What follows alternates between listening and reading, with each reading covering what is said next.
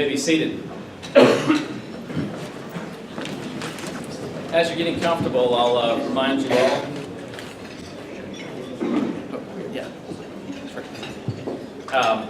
To go ahead and fund the cart bucket on each table. There's a blue bucket. All that money goes for Alzheimer's research, so I'd encourage you to put $1 or $2 in the bucket today. To welcome Rotarians and guests, I'll call forward Holt Chetwood. Oh, Ellen Hayden. She's a lot prettier than Holt anyway.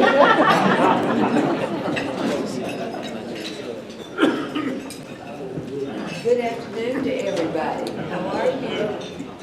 We have 4 visiting Rotarians today, and they're all very familiar. Not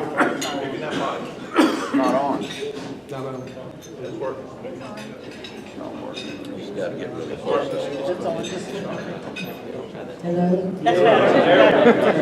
We have 4 visiting Rotarians today. They're all familiar to us, and we warmly welcome them. We have Joe Wilson. Joe, you'll stand, and let us see where you are. Always happy to have you. Butch Wallace is probably sitting close around. There he is. Then we have Bright Harper from 5 Points. Bright. And Beaver Hardy here from Columbia East. Beaver. I saw. And we have several Rotarians with guests. Milton Moore has the microphone and will run to you. So if you have a guest, if you will please stand and do say who you are first, because the club's gotten large, and then introduce your guest, if you will. I'm Sonny White, and my guest today is Ron Raines, who's the now president of Midland Technical College. Welcome him today.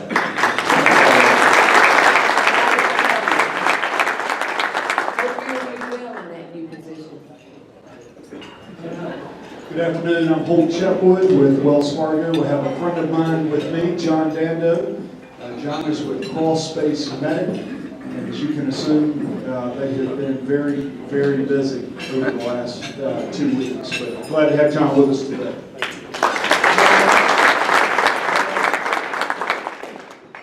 I'm Rusty Pass, and I have with me today Scott Davis, who is a commercial real estate broker with Coldwell Bank.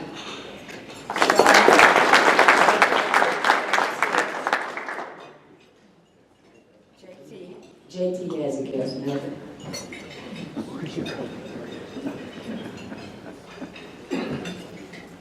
Hi, JT Gondolfo, and I have multiple guests. I'd ask them to stand from WLTX, Rich Odell, Mary Beth Jacoby, and Richard Goody. If you guys would stand from our automotive group, my wife, Mary, Rod Harrington, Brian Eldridge, Zach Robinson, Erica Morales, Robbie Rupel, Jennifer Dugan, Don Chadwick, Todd Sheely, Van Knight, Sean Barwick, Chad Gamble, Brianna Perry, and Regina Yeoman.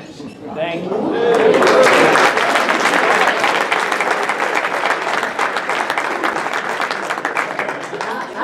I manned the telephones for a little while, and JT has, I want you to know, just about every other call was somebody saying from out of state, do you know JT? And I'd say this, he said, well, he's twisted my arm. I'm calling to give money. So JT, we did appreciate you. Talked about you a lot. Glad to have all of your guests. Mary, pleasure to have you. We have one more. I just have one guest, sorry to disappoint. I am Amy Beth with the 5 Points Association, and I brought with me my friend John Sears. He is vice president of our board in 5 Points, and he owns 4 of our delightful businesses. Thank you, Milton. You did a good job. Vanna's going to have to watch the job security. This is one of my very favorite things to do ever since I've been involved with the fellowship committee, so please just indulge me. I want you to turn to the person on your right And in this intonation and these words, I want you to say, it is so good to see you. And then I want you to say, and then I want, no, wait, and then I want you to say, and then, now, turn to the person on your left and say, I hope your week is a productive one. I hope your week is a productive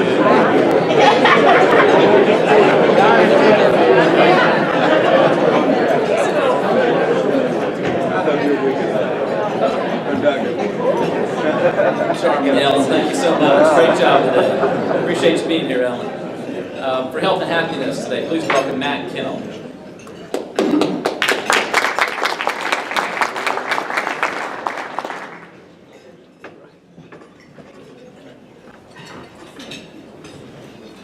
Wow, what a week it has been, or what a couple of weeks it has been.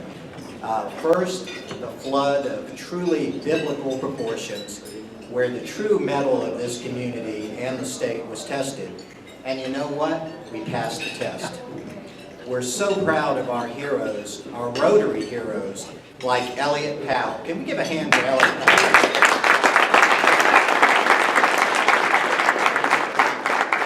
He does have other names, though.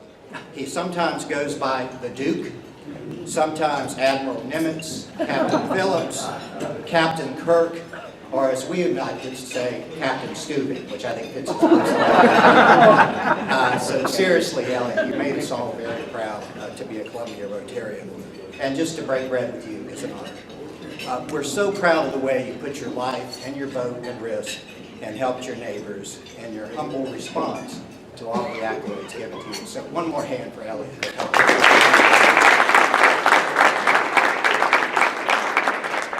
Yes, sir. Put me on the spot. There were literally dozens of people doing exactly what I did, and this whole community is just should be proud of being a Columbian. Absolutely. Thank you. We are very thankful for all of our elected and appointed officials, our congressmen, which are here today, our mayor, our governor, and all of our leaders, our first responders, our military, and so many other nonprofits and churches that helped out, including the Salvation Army, the Red Cross, the United Way, Baptist Relief, just go on and on. The community really pulled together. A common thread is that Columbia Rotarians were involved in all these groups, and we should be very proud of that. Sadly, though, many in our club were directly affected by the flood, including, we believe, at least 6 members who lost their homes. So let's think with theirs, and many more with damages. And just as the waters were receding, and we could lift up a glass of Columbia water and celebrate, the head ball coach, Steve Spurrier, resigned, leaving us in mid-season without a coach. And probably worse, there's no name for my favorite local radio station. Seriously, though, the head ball coach did an amazing job at the University of South Carolina, and we all should be very thankful for that. We wish interim coach Sean Elliott the best, and the best of the season, and we trust Coach Tanner will make a great decision. I also wanted to congratulate Clemson for their number 6 ranking. They have a lot to be proud of, and we have a lot to be proud of on our state. We also have some local news I wanted to report. First of all, from Carrie Powers, who is new at the Irmo Chamber, so we need to support her. They're going to have their 20th annual live and silent auction on November 3rd from 5 to 9 at the beautiful River Center at Saluda Shoals Park. So come out and support that, and you can find more information from Carrie or going online for the Irmo Chamber. Excuse me. Also, we need to recognize Ed Greenlee for being elected to the Diocesan Executive Council for the Episcopal Church of the Diocese of Upper South Carolina. Cal Stevenson's daughter, Noelle, a finalist for the National Book Award for her book, Nimona. So go to Amazon, buy that book. Also, President Beth Dendorf from Columbia College tells me that they are celebrating the 100 years since Georgia O'Keeffe taught at Columbia College. That's really a wonderful thing. There's lots of celebrations going on. And this Sunday on ETV, they'll actually the premiere of a documentary on Georgia O'Keeffe, where Columbia College will be noted. We'd also have some sad news to share with you today. that Debbie McDonald, our wonderful club secretary for life, it seems, she does a fantastic job. Her sister Terry passed away, so please keep Debbie in your thoughts and prayers. That's all I had today. Let's all pray for sunny skies ahead, and have a great week.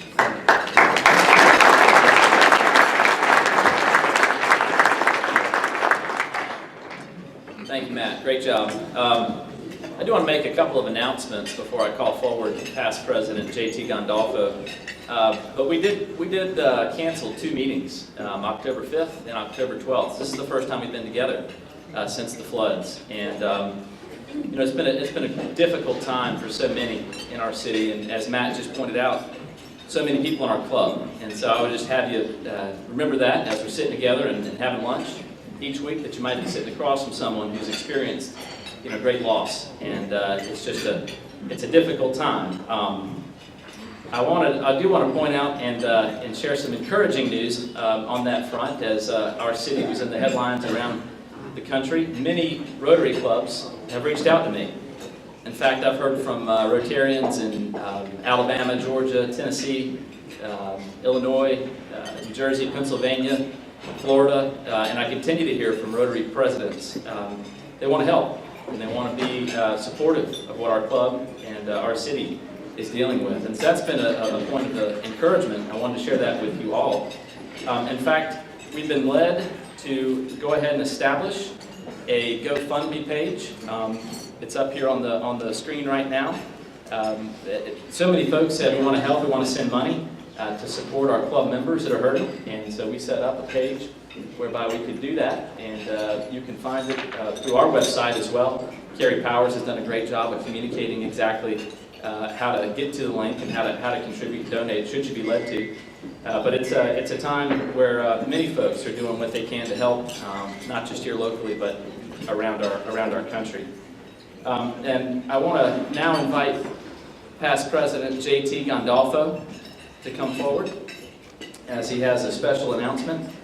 We all worked together, J.T., Roger Colson, and I, to help staff the telethon that WLTX and Salvation Army put on.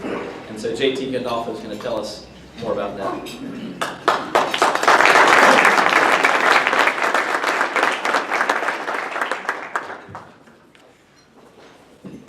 Mark, thank you. You know, since the last time I stood up here, my eyes just keep getting worse, so I'm going to have to hold these. It's been a little more than 2 weeks since our city and the Midlands and our state experienced the devastating effects of this storm. This storm impacted all walks of life. We just heard from our president, our health and happiness, of 6 families in our Columbia Rotary, at least 6 families who lost their homes. And the outpouring of financial support from this community and the outside communities has been absolutely outstanding. So I'm going to tell the story of what your role has been in this vital relief effort. And that is the role of WLTX, my automotive group, the Columbia Rotary, and most importantly, the Salvation Army. The idea of a telethon for the Columbia Rotary, actually for the Salvation Army, came from my wife, Mary. She was watching the relief efforts, as each and every one of us were, and she knew that the Army was out there around the clock working and needed help with fundraising. And so on that Thursday, I returned a phone call to Rich Odell, my good friend, president and general manager of WLTX. Before he could say anything, I said, Rich, are you calling me because you want to hold a telethon for the Salvation Army? Rich said, no. But that's a great idea. And WLTX donated their time, their online personnel, their production team, the personalities, and hours of programming from 6 a.m. on Friday morning until 8 p.m. that night, and 6 a.m. on Saturday, or 8 a.m. on Saturday to 8 p.m. that night, They did an outstanding job. His was the first yes. The second yes was easy. He came to me and he said, well, can you staff it? See, there's a pattern here. I make calls and I show up. The hard work actually goes to all the doers that are in the group. And that's my team from JT's Automotive, who we just mentioned at the beginning of the Rotary. They were there at 6 a.m. along with members of the Salvation Army, manning the telephones on Friday. The next call came, and yes, came from President Mark. Mark had already called Major Colson and said, I would like to volunteer the services of the Rotary in any way possible. So all day Saturday, Rotarians manned the phones. And finally, there's the Salvation Army. That was the final and most important yes. They had been working around the clock on the disaster area, supplying food, supplying shelter, supplying basic needs, planning for the relief efforts that will come about as we are speaking. Major Colson had not had very much sleep, but when I got him on the phone, I said, Major, can you organize this on your end? And he said, yes. He never hesitated. The Army worked very, very hard, not only in the relief efforts, but also in putting together an outstanding telethon. Major Colson will tell you what we raised, but I would like WLTX to stand, JT's Automotive to stand, and all of the Rotarians that donated their time and services. Could you all stand along with any member of the Salvation Army? Ladies and gentlemen, please stand. Rotarians, WLTX.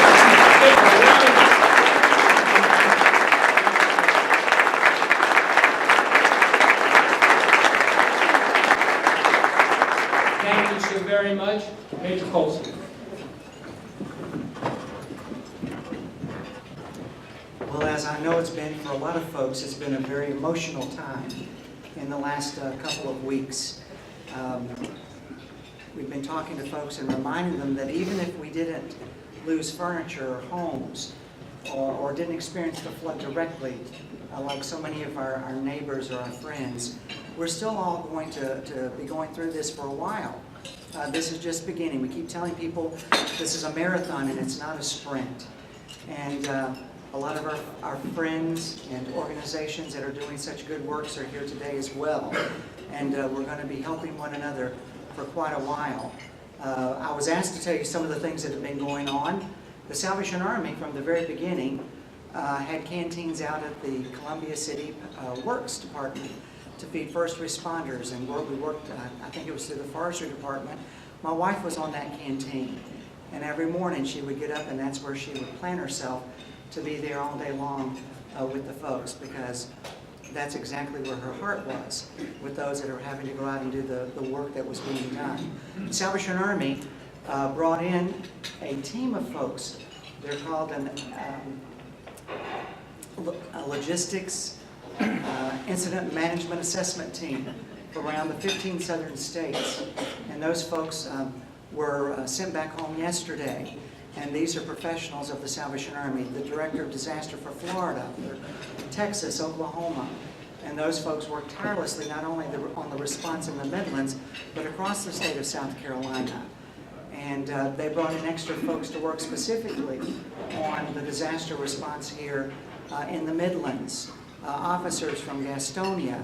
There were 21 feeding units up until yesterday, 15 of which were in the Midlands. There were canteens from Georgia, North and South Carolina. There have been emotional and spiritual response teams from the Kentucky-Tennessee Division that are still with us today. Throughout the division, but primarily in the Midlands, there have been people on the ground going around in the neighborhoods and feeding folks and providing words of encouragement.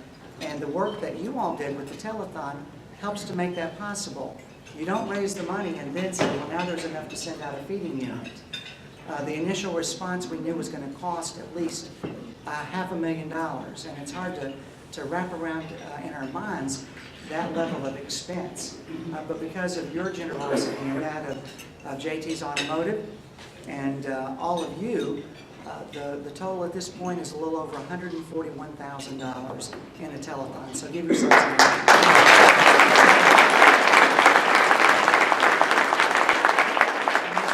This is just the beginning. We've moved from response to recovery, and so today we opened up the Salvation Army Disaster Response Center through the generosity of the owners at Richland Mall, the old Eckert's building, which is next door to Barnes & Noble. We still have about 15 to 20 Salvation Army personnel from around the Southern Territory that are helping us in this particular model. We have the Director of Social Service Response from Katrina, who is from New Orleans, who's with us this week. We have the social service person from Atlanta that's with us this week. We have the second in command, Ross Patterson of Disaster Work, who was here in our offices in Columbia that are helping.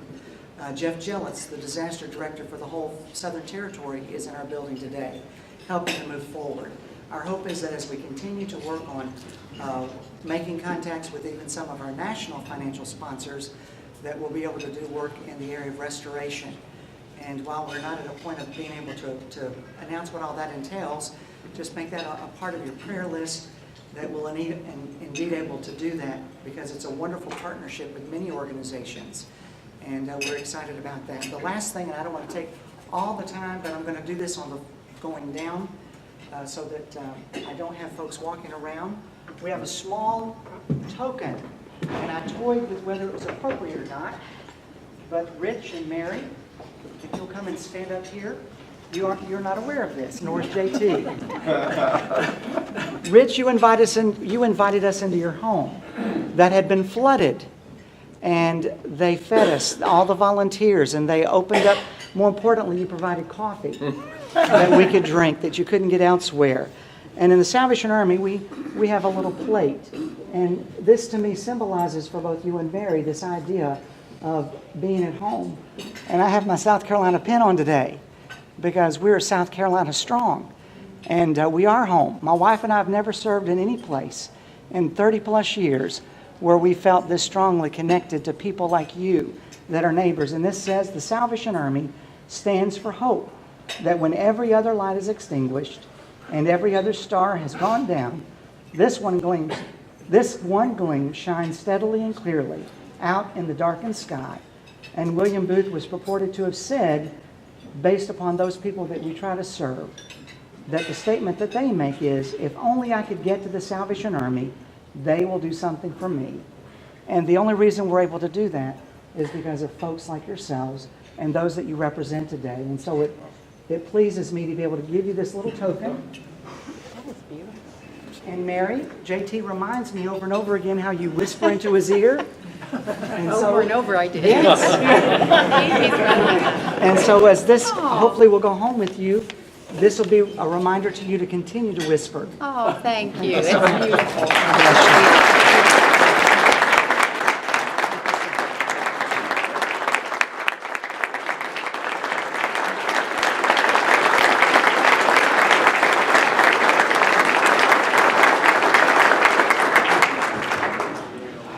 Okay. As Roger just said, this recovery is going to be a marathon, not a sprint. So we'll have many more opportunities to serve this community as we go forward. We'll now turn our attention to the program today and introduce our speaker, past President Hal Stevenson. Afternoon, everybody. Robert Durden Inglis was born October 11, 1959 in Savannah, Georgia. Grew up in Bluffton, South Carolina. Got his undergraduate degree from Duke University, and his law degree from the University of Virginia School of Law. He practiced law in Greenville for a number of years before he ran for Congress, serving two terms consecutively from 93 to 95, to 93 to 99, and 2005 to 2011. You don't say this in the bio, Bob, but I think you term limited yourself the first time. I got to know Bob and his wife, Mary Ann, who had 5 kids when he ran for the U.S. Senate. became good friends and respect him a great deal.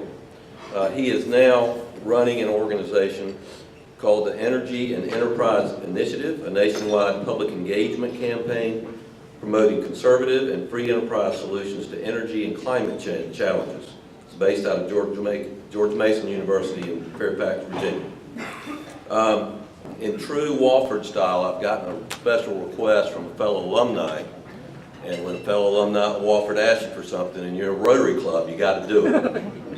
So Milton Moore has a little story he wants to tell. And so here you go, Milton. This is an impromptu health and happiness about Bob Inglis. Bob Inglis was running for Congress a number of years ago in Spartanburg. I believe it was your first time running. Bob has told this story many times, and he told my wife and me this, and now we've repeated it many times. Bob is classic. Bob needed some help, so he went to Wofford College to get some students to help. One of the young male students was walking around with him through the neighborhoods in Spartanburg. They were at Converse Heights, if I remember correctly. And two beautiful little girls came up, 30 age, came up to see Bob, and Bob gave them his spiel about how he was going to help the economy, help South Carolina, help the nation, and just infatuated the young ladies, he thought, with his conversation. They went on, they introduced him to the young student, went on to do the rest of the campaign. About 2 weeks later, he said he was in the mall, and two beautiful little ladies walked up to him and said, "Aren't you the man who's running for Congress? Aren't you Mr. Inglis?" "Yes, I am." He just said, "I knew they had heard my message, they were ready to volunteer, they wanted to be a part of what I had to say, and I've been such an influence on them." He said, "How can I help you?" "Tell us who that cute little boy was, that we're helping with you at the campaign," and it was Martin Moore. Where's Martin Moore here? Where's Martin? Martin was there a minute ago. Where's Martin? Well, he's not quite as cute as he used to be, but there he is. But Bob, you've told that story many times, so we thank you because we've told it many times. All right, thank you, Milton. That wasn't too bad, actually. It's pretty good. All right, so without further ado, Bob Inglis.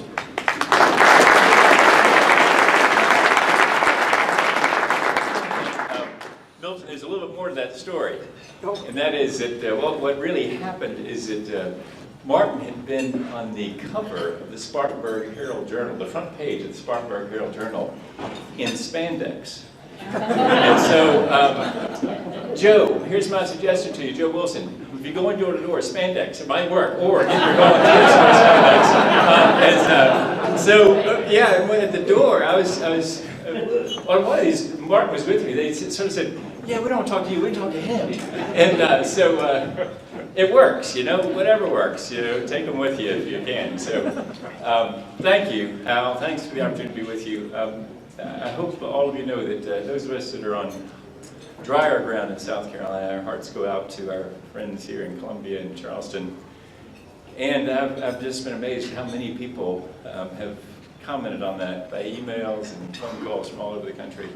Just amazed by the things you just celebrated here, the caring of this community and the way that, once again, out of South Carolina, when something bad happens, you don't hear stories of lootings or things like that. You hear stories of people caring for each other, and so it's really a great example for the whole country, I think. So thank you for all that.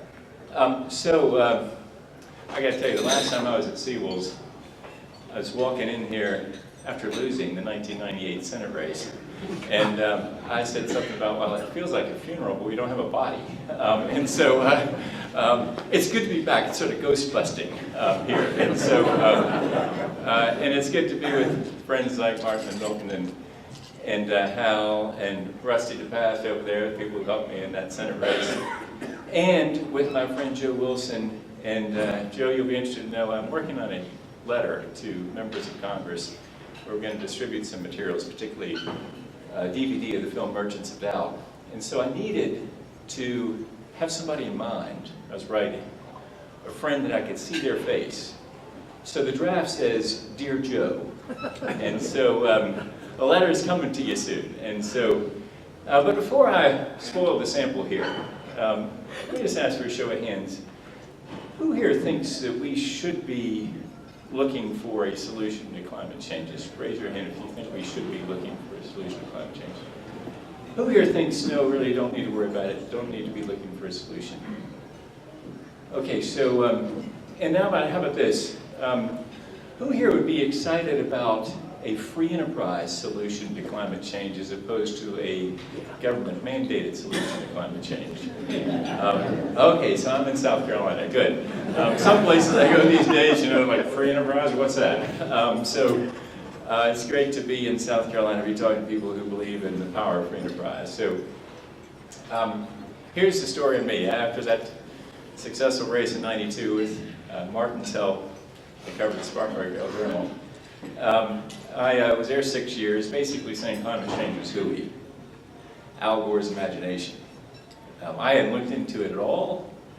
All I knew was Al Gore was for it, and therefore I was against it. That was the end of the inquiry, right? So I was out doing commercial real estate law, you just heard from Al, for 6 years thereafter. And my friend Jim DeMann had taken my place in the House, and he was running for the Senate in '04, and so I ran again for the House, same term limits. That was a particularly bad idea. So anyway, I ran again in '04, and my son came to me, he was voting for the first time, he just turned 18, and he said, Dad, I'll vote for you, but you're going to clean up your act on the environment. His 4 sisters agreed, his mother agreed, had a new constituency, any of whom could change the lock on the door. This is a very important constituency to respond to. So that was step 1, the 3-step metamorphosis for me. Step 2 was going to Antarctica with the science committee, seeing the evidence, seeing the ice core drillings. Step 3 was something of a spiritual awakening. Another science committee trip, Great Barrier Reef, Aussie climate scientists showing us coral bleaching. And I could tell that we shared a worldview without any words being spoken. For St. Francis of Assisi said, preach the gospel at all times, if necessary, use words. And so Scott Heron was preaching the gospel. I could see in his eyes and hear in his voice that he was worshiping the God of creation. He was not worshiping the creation. So I knew that we shared a worldview. Later we had a chance to talk. We told him about conservation changes he was making in his life in order to love God and love people. So I got right inspired by that. I thought, I want to be like Scott, loving God and loving people. So I came home and introduced the Raise Wages, Cut Carbon Act of 2009. Note to self, do not introduce carbon tax in the midst of Great Recession. It will not go well for you, particularly in perhaps the reddest district in the reddest state of the nation, Greenville-Spartanburg, South Carolina. I got tossed out, in 2010, a Republican primary. Tea Party was going on. I thought I was a nice enough guy. I could be invited to the Tea Party, but they specifically uninvited me to said Tea Party. The heretic at that point, because I had committed some heresies. I basically been for comprehensive immigration reform, although we never used that term. I voted against the troop surge in Iraq because I had conservative concerns what my friend, he's my friend, George W. Bush was doing in Iraq in terms of nation building. And I voted for TARP, which of course can never be forgiven by the Tea Party. But my most enduring heresy was just saying climate change is real, let's do something about it. Even though I voted against cap and trade, because I think that's a terrible solution. It's hopelessly complicated, embarrassing the free allocations to the well-connected, would have decimated American manufacturing, and a massive tax increase. So for all those reasons, I voted against that. But I proposed this revenue-neutral, border-adjustable carbon tax. That last part, right? That last part's hard. But consider the first 2 parts, revenue-neutral and border-adjustable. Revenue-neutral means that you got to cut taxes somewhere else. So we're going to cut taxes on income somewhere, dollar for dollar, no growth of government. Revenue neutral is that's what government speak for, you got to give me a tax cut somewhere else, equal amount.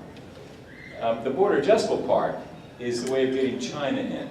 Basically says, you can import stuff, but on entry, if you don't have the same carbon tax in your economy, you pay on entry our carbon tax.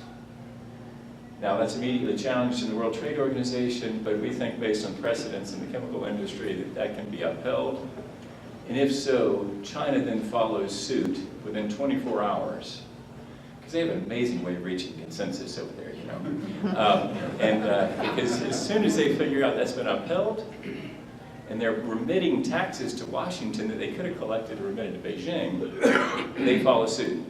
Without any international agreement, the whole world then follows suit.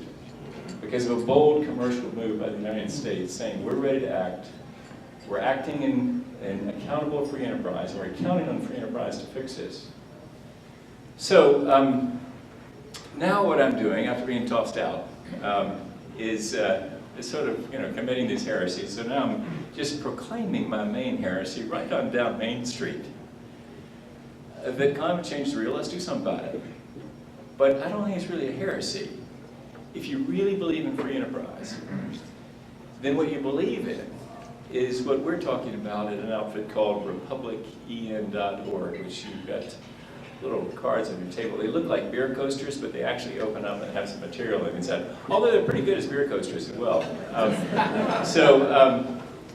Basically what I'll show you some of our stuff here. As you can see, I should have shown you, we've got some fashion sunglasses if you want some. We, of course, quote the Gipper all the time, and that's one of our most successful Facebook ads. And then we do some things that basically try to show that this is fun and solvable. Too often the environmental left talks to us about this as though it's doom and gloom, we're all going to die. Well, if that's the case, then let's eat, drink, and be merry, right? Denial is a pretty good coping mechanism. So we want to show that you know, it's sort of fun, and so and that there are solutions, and that conservatives are actually the indispensable partners, and America is the indispensable nation. And so we say, come out wherever you are. You know, there's people that we're looking for. Play around with maybe with no longer biting your tongue, and then we do all kinds of things with young Republicans. And the main message, though, is this one, which is, if you're a conservative concerned about climate change, you're not alone. Because the problem, of course, for us as human beings is we want to be in a tribe. And if we're cut off from a tribe, we feel alone, and it's a very awkward and dangerous position, right? I can tell you it doesn't work in a Republican primary to be cut off from the tribe. And so none of us wants to be cut off and ostracized, right? But the reality is there are a lot of conservatives that are concerned about climate change. They just haven't liked the solutions that we've talked about yet. Solutions that are like bigger government, a larger role for the government, involves taking power from individuals. No wonder we're not interested in the solution. It's sort of like this. If I tell you, here's a solution for that back problem you have, Mark. First, plan of surgery is to take off your head. Once you've got your head off, we work on your spine, put your head back on, you're going to say, thanks, Doc, I'm feeling a lot better. Right? The solution is anathema. Well, that's been the problem with climate change. The solution just appears to be anathema. What we're here to say is, among fellow conservatives, is that there is a solution that works. And what it really is just about accountable free enterprise. And really the key word is accountability. Is making sure that we make people fully accountable in their transparent marketplaces. So that, for example, if I'm Inglis Industries and I'm belching out soot while I'm making coal-fired electricity, it's a pretty good deal for me. Pretty good deal for my customers, too.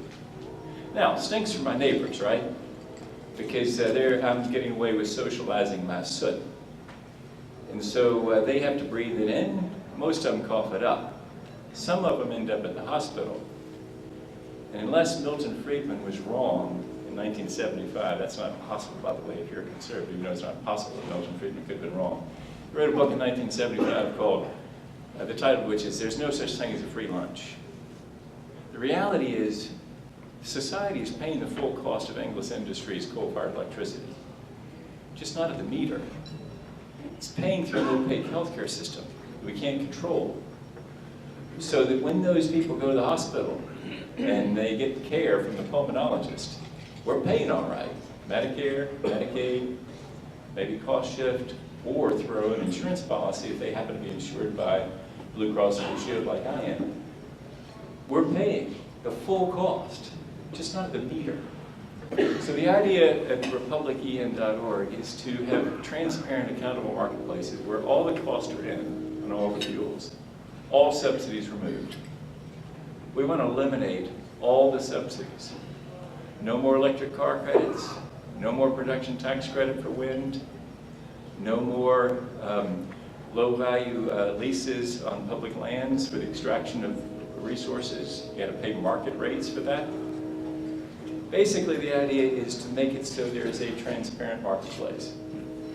And then we believe that innovation will take over, and this is where free enterprise comes in. If I were paying the actual cost of coal-fired electricity, for example, right now in Travelers Rest, South Carolina, I'd be innovating. I'd be calling a solar hot water heater installer and saying, get to my house quickly. My energy bill is just going up to true cost. I'm no longer paying through the healthcare system. It's going to true cost, and I can cut 1/3 of my energy usage in my house by heating water in my roof. And I'd be innovating without any government sedan rolling past to tell me what to do, or regulations, or anything like that, or any incentives. I, in the liberty of enlightened self-interest, would be pursuing my self-interest. And so would you. And when you do that, somebody in here would be selling this said solar system. Somebody would be making money on that, serving customers, be creating wealth, and cleaning up the air through the clean energy that will power our lives in the future. The thing that holds us back is economics. And so what we say at republican.org is that what we have here is a problem of economics that has an environmental consequence. Different than the environmental left does. The environmental left generally approaches this as an environmental problem that we've got to regulate down. We say, no, it's a problem of economics. You fix economics, and the free enterprise system will deliver innovation faster than government mandates or regulations could ever imagine. So let me stop there and see what questions or comments you have. I'm interested in your responses too. Just curious about what you're thinking. Yes, sir. I'm from a coal state. I was born in Kentucky. Yeah. Our state has been probably a third of our economy depends on coal production. And we hear a lot in Kentucky. We hear a lot about clean coal technology. And what are your thoughts on, is it possible to clean up the burning of coal so it can be burned and allow the Kentucky economy to move on? Yeah. I'm not a scientist, right? You've heard that line from way too many of my former colleagues. It's actually not a very good line, if you know what I mean. In other words, the polling doesn't work well on that line. But I'm not a scientist, but I was on the science committee, and I tell you that I hold out some hope that, that there's such a thing as clean coal. But it's really hard to get there, particularly sequestering the CO2. But if the geology fits where you're operating, it might work. And so, you know, if I were still in Congress, I'm a Republican, not a Libertarian. There used to be a difference, you know. But as a Republican, I'd say it's appropriate for government to spend money on basic research. And I'd be spending a lot of money on that right now in order to give those folks in Kentucky some hope. But I will also tell you this, that I had the opportunity to speak at Kentucky Boys State. You know, what I do nowadays is speak at a lot of colleges and universities, energy clubs and business schools, federal societies and law schools, college Republican clubs, speaking to conservative young people, right? Because they're the ones most interested in this. Particularly the energy club folks are very jazzed up about this kind of message, because they plan on inventing these new things and making money off of them. But in the summers, you don't have that opportunity, so I spent some time at Boys State. And I've actually spoken at Kentucky Boys State and West Virginia Boys State.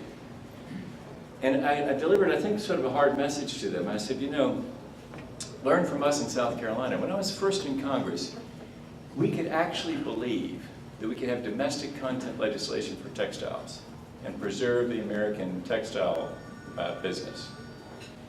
When I went back to Congress after a 6-year hiatus, that was no longer possible because the American people had decided they sort of like these cheap clothes, you know? And so, so we went under the bus. The textile industry went under the bus.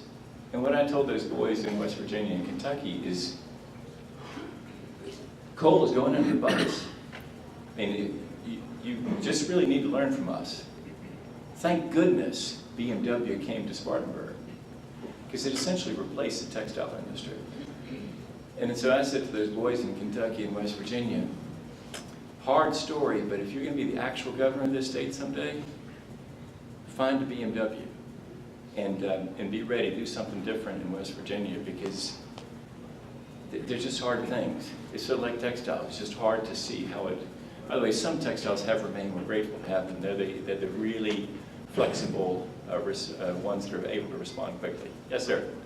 I believe the last numbers I heard, a coal-fired power plant goes online in China every week. Correct. Yeah. And you know, an ounce of carbon emitted in the air in China is no different than an ounce of carbon emitted in the air from here. Absolutely. That's why it's essential to get China in. If I were still in Congress and you gave me a revenue-neutral carbon tax that wasn't border adjustable, I couldn't vote for it. It has to be border adjustable. So you have to get China in on this thing. If not, it's worth. In fact, it's worse than worthless to do it. You know why? Because people pick up and move to China to produce there because they're not pricing carbon dioxide, right? But now you're a double loser. You lost employment, plus you're losing the race to reduce emissions because they emit more than we do. But the Kyoto Agreement exempted China, right? And Russia. Well, remember that went down to a defeat in the U.S. Senate in 96 to nothing. And what are you going to get out of Paris this year? Anything better? I don't think so, because I think that's my point about these international agreements. They take forever. It's better to be like T-Mobile, right? T-Mobile offers contractless service for your cell phone.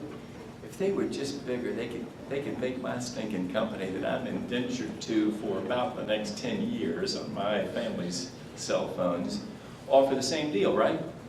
We're big enough to say, we've just done it. We'll meet you in the WTO, and we'll win in the WTO. And then after that, China, figure out what you want to do. But I really believe within 24 hours, they do the same thing. It'd be in their interest too, right? Collect the tax at home rather than send to ship it here, and then we collect it from them. Yes, sir? Question for you. We're talking about climate change. I've heard carbon dioxide. I've heard a lot of other things. But what percentage do you feel, or does anyone, is actually cyclical? Look back at the billions and billions of years that we looked at, it's going like this, and what percentage is man-made? Yeah. The second question is, I like everything you're saying. I mean, I hate Al Gore like the plague. Confession's good for the soul. You know, considering the energy he uses on that mansion he lives in, but whatever tax we work out, or whatever revenue we work out, is going to go to our government. And I think what this whole Republican primary thing is saying is, we don't trust the bastards. They can't do anything right. Yeah. Now, how do you deal with that? I resemble that remark. That's sort of, somebody told me, I should have just called it a quits in a 2010 Republican primary that year, when a lady stood up at town hall meeting and said, "We don't trust you." Well, I don't mean you. And I thought, I should have given up right then and there, right, and saved a lot of money. But yeah, you know, the thing is, it is a real problem. The question, our challenge in communicating that revenue neutral part, I think I got you convinced about about the border adjustment. We've got to be border adjustable. But to your second part of your question, people don't believe the revenue neutrality. They don't believe that the government would cut taxes somewhere else. That's a big problem that's beyond climate change and beyond our little work at Republican.org. This is a challenge to our constitutional republic. If we don't trust our government, the government is us in this wonderful America, right? And so, I'm here, Joe won't say it, so let me say it for elected officials. The Congress listens very carefully to us. We all complain about them. They don't listen to us. They don't pay attention. No, they really do. They pay too much attention to us. They hear us saying, balance the budget. But don't touch my Social Security or my Medicare, and don't touch my niece's Medicaid. She's a Down syndrome child. Don't touch any of those things. I've got a suggestion. Just do what's right. Right, and then stop appealing to the public, and let's have term limits if that's what's required. Yeah, and so that's what it takes is people willing to say, listen, I'm going to give you some hard news. If you're going to balance the budget, you should be talking within 30 seconds Medicare, Medicaid, Social Security, and defense. That's where the big money is. If you're talking foreign aid, it's less than 1% of the budget. And so if you hear somebody yammering on about foreign aid, they're not being straight with you. Ask them about Medicare. What do you do about it? And so that's a deeper question for our constitutional republic. But what we've got to do is believe that we can be full citizens and hear the real story. But we also need to believe, if I can just end with this, because I know you're going to give me the hook here, is we need to believe that we can do it. You know, I'm very inspired. If you want to see something much better than my talk here, go Google JFK at Rice University, September 1962. Now, it's sort of strange for a Republican to be citing President Kennedy, but he was a tax-cutting, communist-fighting, ask-not kind of guy. I think he's a pretty good Republican, right? And so he says in that Rice speech, if you watch it, 17 minutes of pure exceptionalism to the max, better than any of our Republican candidates could do today. I mean, he believed in America. And what he says, he admits that some of the materials needed for the space flight hadn't been invented yet, but we were going to go to the moon. It's amazing when you think back that they hadn't even been invented yet, the stuff that was needed for the spacecraft. And he's saying in '62, we're going to do it for the decades out. And by golly, we did it in 1969. We can do that on clean energy, and if we do it right, we can sell this stuff around the world, create wealth here, clean up the air, and lessen the cause of war. It's an incredible opportunity. It's all about promise and opportunity and hope, not this doom and gloom stuff that's all about how we're all going to die. So visit our website if I've sold you and you want to join Republican.org, sign up there because it really helps us to show people that are serving today that there is support, and that if you're concerned about climate change, you're not alone. Thank you for the opportunity.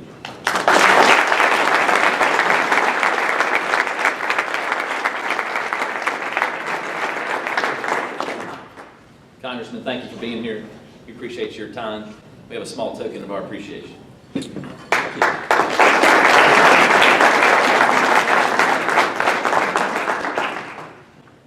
Okay, check your email for next week's meeting announcement. More to come on that. And if you'll stand with me, we'll close by singing.